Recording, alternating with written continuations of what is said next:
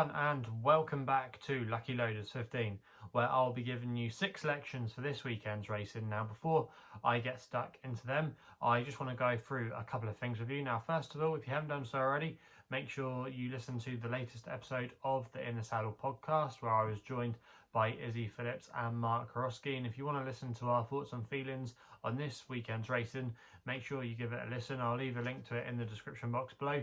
Also as well, in the description box below, you'll see a few fancies of mine away from the ITV cameras that are taking place at Haydock and Huntington.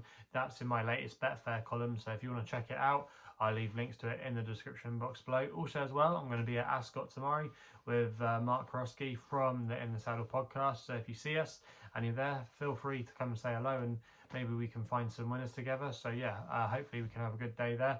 And also as well, I quickly just want to reflect on how our tips performed today. In the end, it wasn't a bad day here on the YouTube channel, as we had a winning nap at Ascot with Captain Morgs.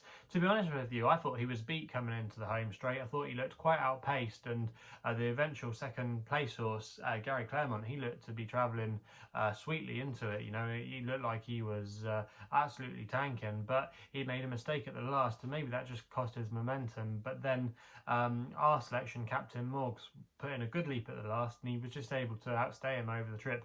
Probably arguably wants to go back in trip. I just thought that the race, it didn't quite suit him the way it was run, and in the end he was maybe a bit fortuitous, but still was a good result. Advertised at 11-2, was absolutely smashed in the betting. Everybody was on that horse today. You could see why, especially from that run last time out at Cheltenham, and you would have thought going into today Connections would be disappointed if they can get this horse to win off 125. So yeah, that was a good result for us there. The other horse we put up, $60 more, no excuses really, was out there in the vanguard, travelling towards the front throughout, but in the end just didn't have the gusto to go through with his effort and folded very tamely. So that was disappointing there, but on the whole, it's been a good day, and hopefully we can have a good weekend, as we've got some very good racing taking place at Haydock, Ascot, and also as well I'll have a selection for you on Sunday's racing, which will be in this video. That will be towards the end, where I've got a fancy in the Troytown Handicap chase. So let's get into it then.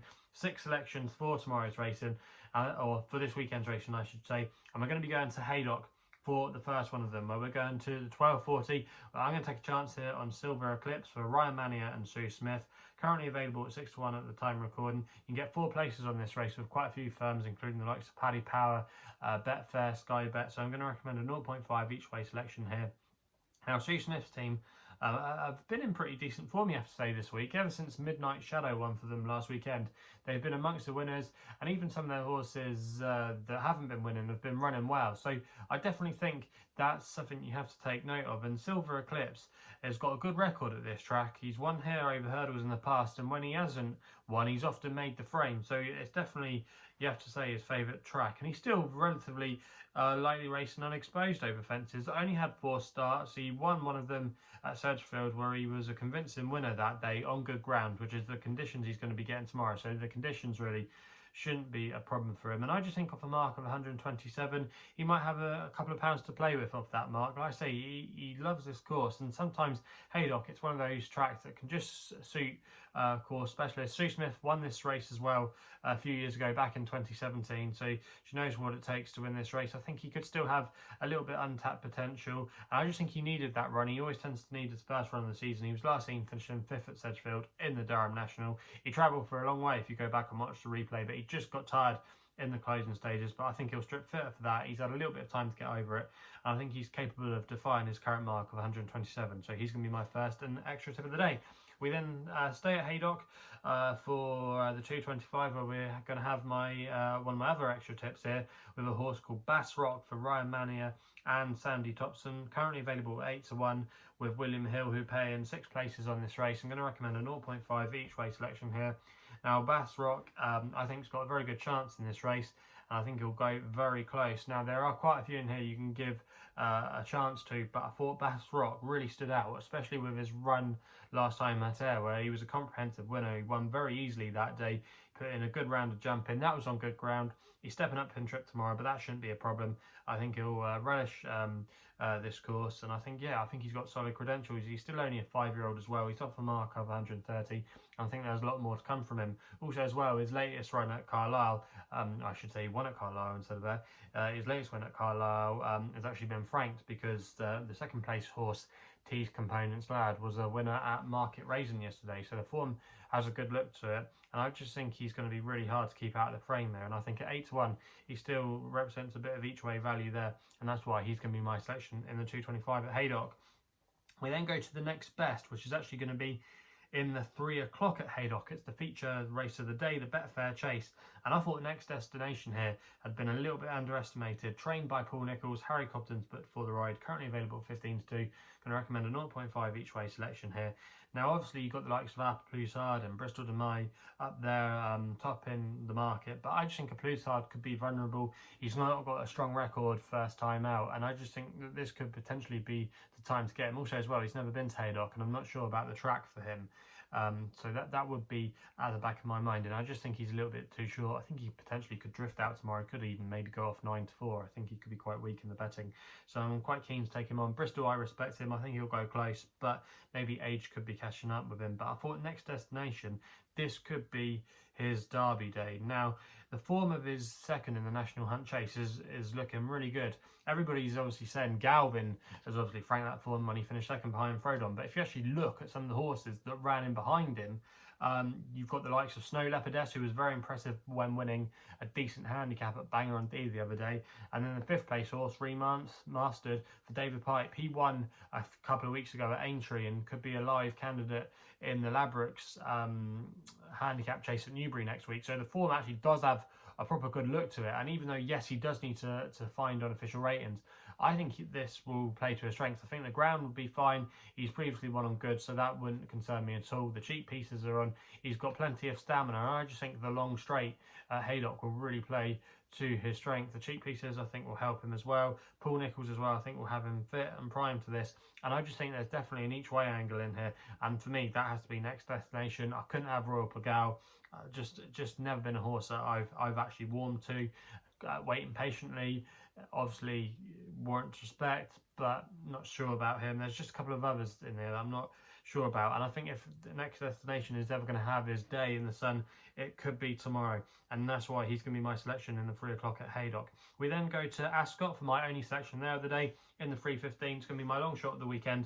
I'm going to take a chance here on Dolos for Bryony Frost and Paul Nicholls, currently available at 16-1 with SkyBet, who are offering an extra place in this race. They're playing free places, so I'm going to recommend a 0.5 each way selection.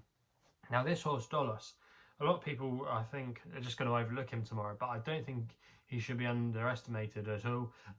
If you actually look at his mark now, he's down to a mark of 154, which has been his lowest mark for some time, and he's actually £3 lower than his last win, which came at Sandown, when he beat Grade 1 winner First Flow, and he had to give him nearly 2 stone that day. So if he's anywhere near that vein of form, I think he's got a really good chance. I think he probably needed the run last time out. That was over 2.5 miles at Chepstow, which wouldn't have suited him. I think he's better over this trip. He's got good form as well on right-handed track. Sandown is normally his best track, but he's versatile on all kinds of ground, and he's normally ridden quite handily. And even though, yes, you've got Before Midnight in here tomorrow, there's a few in here that like to be ridden forward or like to be ridden handy, and I think Dolos could be one of them. And yeah, I just think if he gets into a good rhythm, I think he's been a little bit underestimated here, and on his day, he can be a class act. So for me, I think Dolos shouldn't be ignored here, and at 16-1, I think that's a big price, and I'm willing to take a chance on him there as my long shot of the weekend in the 3:15. We then go to my nap here on my YouTube channel in the 3:35 with a horse called Empire Steel for Ryan Mania and Sandy Thompson, currently available at 9-2. I'm going to recommend a 1-point win bet here. Now, this horse is very unexposed and could have a lot more to offer in handicaps moving forward this season. He was last seen, or you have to forgive his last effort when he was pulled up in a Grade 1, but if you go back the time before that, he absolutely destroyed Protectorat in a 3-runner race at Kelso. Yes, it was only 3 runners, but he absolutely destroyed him. He's got an official mark of 114. Protectorat obviously went on to win one of the Grade 1 novice chasers at Aintree towards the end of last season, so that's a good piece of form. Also as well, the time to catch him is fresh. He's got a really good record fresh, Empire Steel. He's won on his first time out the last 2 seasons, and I just think this could be the time to get him. The ground, you might want it a little bit softer, but I wouldn't be put off. They have had a little bit of moisture up there in the northwest, even though we haven't had much rain here in the south of England for a little while. There have been little spells of showers and that might have just kept a bit of moisture in the ground, so I think that will help him. And I don't think this is a particularly strong race, actually. I don't like the look of Strictly a Dancer. I think he's too short in the betting, even though, yes, he won last week. That was an amateur's race. This is going to be a better race.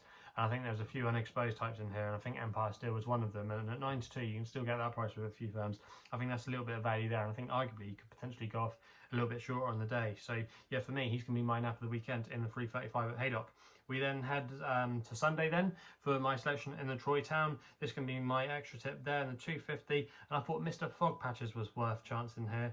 Currently available at 12-1, and I'm going to recommend a 0.5 each way selection. Get 6 places with SkyBet at that price. Trained by Peter Fahey, Richie Deegan's but for the ride, claiming free. This horse actually, I think, is going to have quite a few things in his favour. I think the better ground will suit him as well.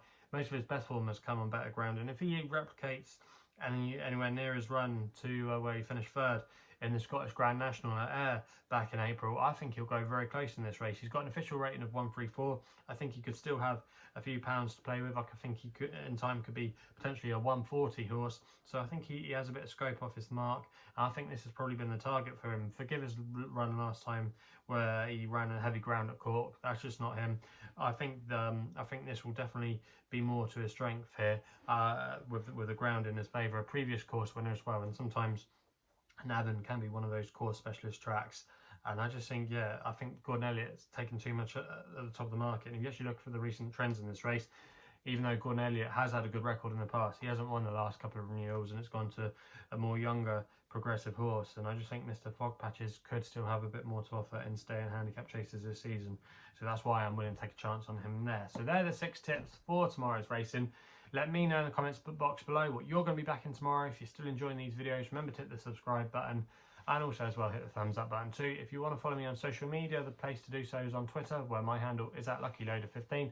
And if you want to find out a little bit more about myself, my website is www.chrisloaderracing.co.uk. So please go responsibly. Hopefully we can have some winners for you this weekend, and we'll be seeing you soon.